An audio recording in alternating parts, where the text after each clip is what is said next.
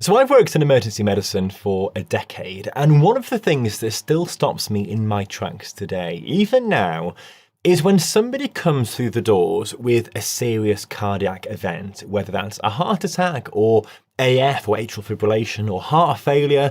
And when you sit down and go through their history, they've been doing everything right quite often. So they've not been smoking, they've had a decent diet, they've been exercising regularly. And yet here they are in the emergency room. And that used to confuse me until I started looking into the research and sort of studying the physiology in a bit more detail. And the more I've looked into the biology of how the heart actually ages and how it responds to the demands we place on it, the more I've come to understand that there's a piece of this puzzle that almost nobody talks about. And that missing piece is actually hiding inside one of the most universally praised health habits out there, and that is cardio exercise. Now, before you switch off, I'm not saying that exercise is bad, obviously. Physical inactivity is genuinely one of the most dangerous things that you can do for your heart, full stop. But there is a specific pattern of exercise, the kind that a huge number of health conscious people are doing right now, that can, over years and years, quietly stress the heart in ways that most standard tests won't pick up until the damage is already done. What I'm talking about here is chronic, prolonged, moderate intensity cardio. So things like the long daily run or the hour on the bike at a very steady pace, the treadmill session 5 or 6 days a week with no real variation and not much recovery. And look, I want to make something really clear before I go any further, because this point really matters. If you put a completely sedentary person who does no exercise whatsoever next to somebody doing regular steady state cardio like I just mentioned, that cardio person wins every single time, hands down. Regular moderate cardio is vastly better than doing nothing at all. It reduces your cardiovascular risk, it improves your blood pressure, it helps with weight, it helps with your mood massively as well. That obviously is not in question. What this is actually about is optimization. Because if you take that same person doing regular cardio and you compare them to somebody doing the same number of sessions per week, but structured very differently, like some zone 2 training or some high intensity intervals and some resistance training and some good recovery as well, the evidence suggests that that second person ends up in a significantly better place, from a heart perspective anyway, over the long run. It's the same time commitment, but just a better outcome. And that conversation is absolutely worth having. I can guarantee that most people watching this video have probably never heard this. I actually know somebody who illustrates this point perfectly. One of my closest friends, called Miles, he won't mind me mentioning this, I'm sure. He runs hundreds of kilometers every single month, hundreds and hundreds, consistently, all the time. He is incredibly quick. He is a great runner. Now, by any conventional measure, you'd look at him and you think that this is a man with an incredible heart, with incredible health, but he runs at a consistent pace. It's fast, but it's pretty much the same pace every single time. At the moment, he doesn't lift weights. He doesn't really vary his intensity from what I can gather anyway. It is just volume, volume, volume. And based on what the research is now showing us, that specific pattern, regardless of how impressive it looks from the outside, and he is much fitter than I am, this could be causing some very quiet, cumulative damage to his heart over the long term. But how solid is this research, and should we actually believe it? Well, that is a fair question, and it deserves a straight answer. The evidence around cardiac remodelling in endurance athletes has been building for around 15 or 20 years. Studies published in journals like the European Heart Journal or the Journal of the American College of Cardiology have consistently shown structural changes in the right ventricle of long-term endurance athletes. Changes that aren't seen in resistance athletes or moderately active people.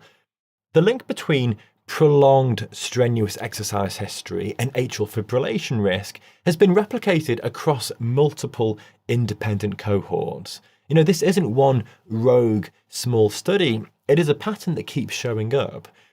That said, though, most of the research has been done in people at the very, very extreme end, like ultra endurance athletes and, Ironman triathletes, ultra marathon runners running enormous volumes for decades. Whether the same effects apply at lower volumes is still being worked out. And the honest answer is that we don't have perfect data yet. But the mechanistic understanding, what volume overload does to the right ventricle, what chronic oxidative stress does to your heart muscle cells, that is very well established physiology. The dots connect.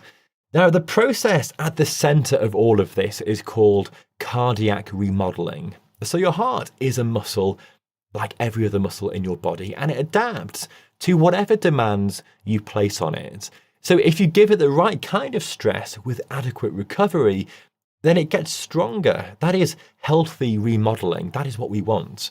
But if you subject it to chronic, poorly varied, unrecovered stress, then it adapts in ways that aren't beneficial. The walls in the heart thicken and stiffen. The chambers stretch and dilate. And the electrical systems that coordinates the heartbeat can start to become unreliable. And none of this happens quickly. It builds over years and decades, mostly below the threshold of what standard tests will pick up. Now, the part that gets the least attention is what happens specifically to the right side of the heart. So during sustained aerobic exercise, the right ventricle, which pumps blood to the lungs, is handling a volume surge of 4 to 5 times its resting level.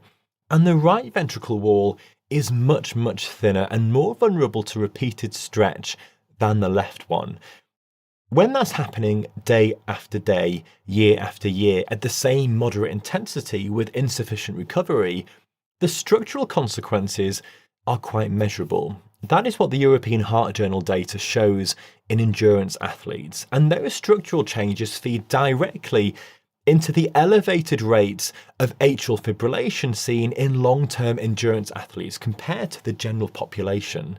One of the most counterintuitive findings in modern cardiology, but one that makes complete biological sense when you follow the mechanism through.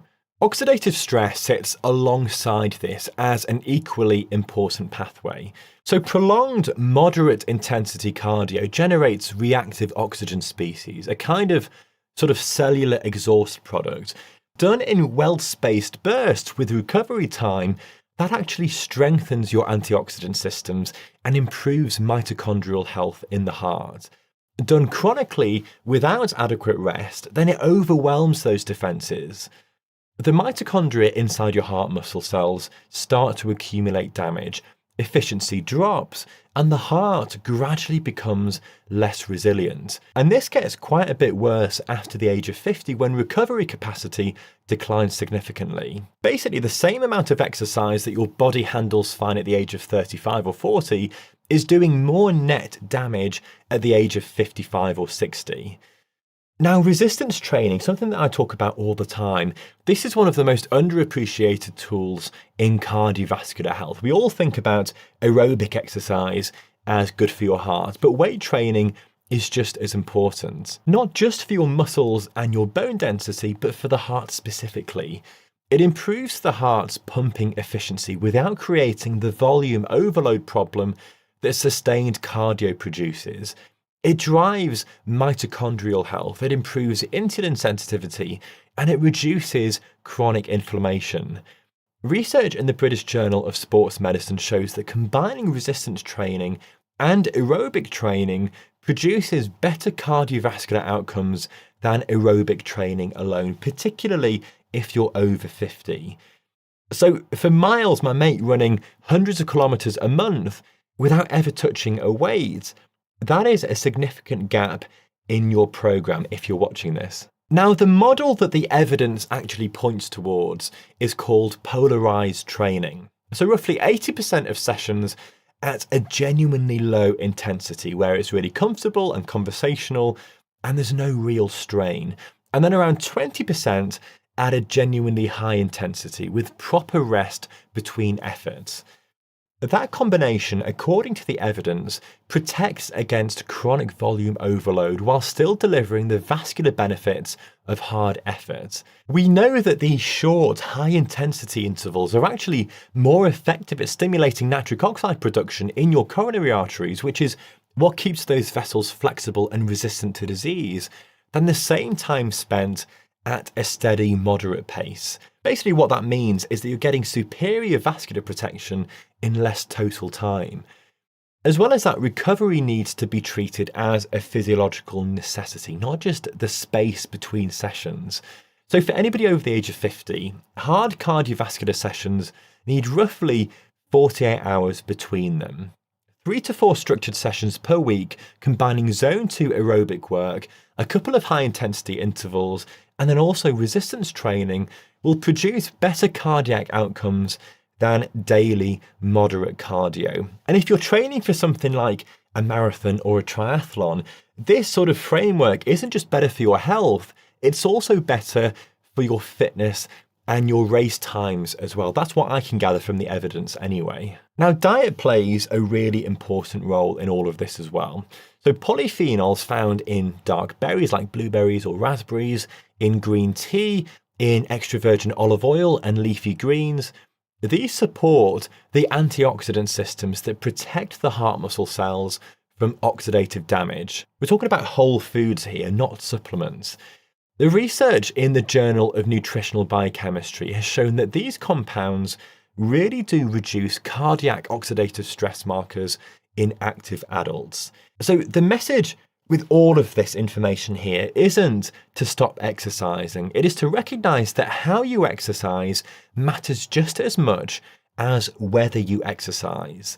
So my mate running hundreds of kilometers a month is doing something really impressive. He should absolutely keep doing that, but he could be doing considerably more for his long-term health by building in variation to the amount of hours that he's exercising. If you take one thing from this video, then just remember this: the heart needs the right kind of stress in the right doses with proper recovery time to actually adapt and grow stronger. So if you get that balance right, then you're protecting yourself not just now, but into the decades where cardiovascular health really determines your quality of life.